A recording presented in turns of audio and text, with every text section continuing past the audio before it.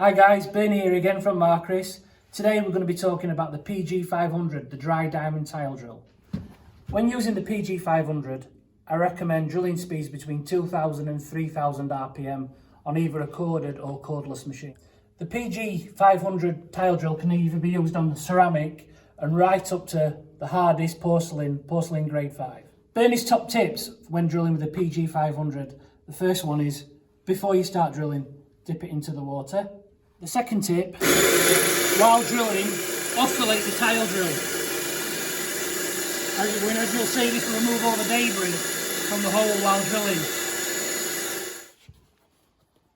And my third top tip is, once you've finished drilling, is to gently tap the tile drill and remove the debris from the centre hole of the tile drill. And the fourth top tip is, once you've tapped, is to just rinse off the tile drill to get any remaining debris out of the centre hole of the tile drill.